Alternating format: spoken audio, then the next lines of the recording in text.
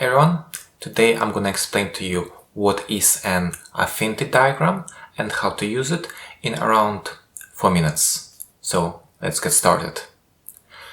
Affinity diagram is a tool to organize language data. Example of language data is phrases or ideas.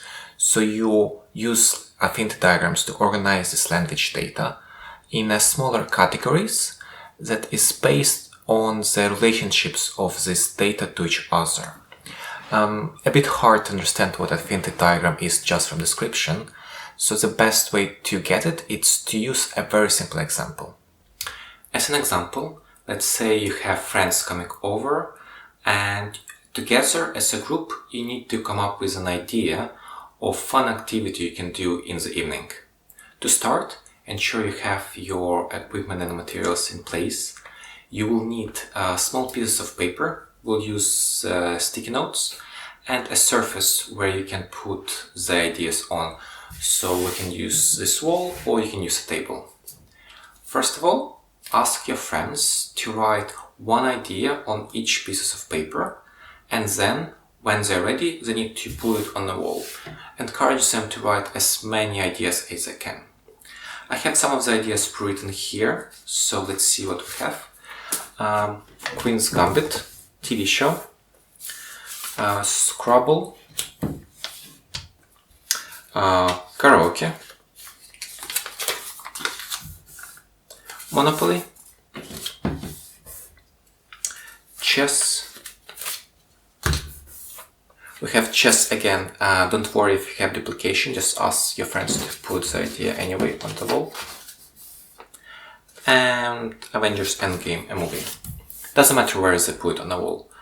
So first part is complete. Now ask your friends to move your ideas that sound similar closer to each other.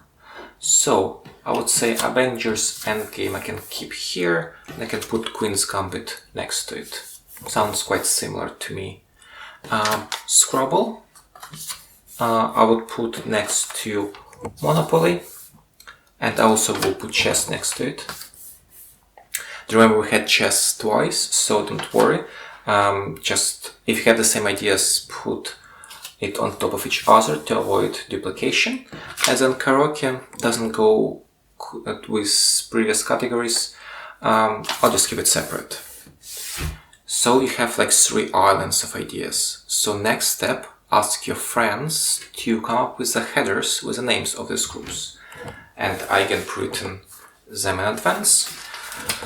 So I would say Avengers Endgame and Queen's Gambit, you can say it's some kind of TV and movie activity. Scrabble, Monopoly and chess, we'll call it games. And karaoke, it just by itself, you can just call it as it was before. So you have now 3 categories: TV and movies, games and karaoke. So this is a very simple example, but you can see that you managed to organize the brainstorming in 3 baskets. But you can see that you can use it especially when you have a lot of ideas. You can have a much more complex challenge, or you can have tens or even 100 people submitting ideas to you. So affinity diagrams will really help you to organize these thoughts and these ideas. I hope this example makes it a bit clearer to you what affinity diagram is. And for me, I find affinity diagrams very useful when you need to do brainstorming activity with a couple of your friends or colleagues. In this example, we use sticky notes, so it means that your attendees need to be in the same room with you, but you can use the same principles if you have an online event. You can ask your colleagues or friends to submit their ideas using chat, and then you can put the ideas in an Excel and share the screen with them, so you can agree on the name of the categories. If you like this video and you find it useful, don't forget to like and subscribe, and please share it with your friends and colleagues. I'll see you in the next video.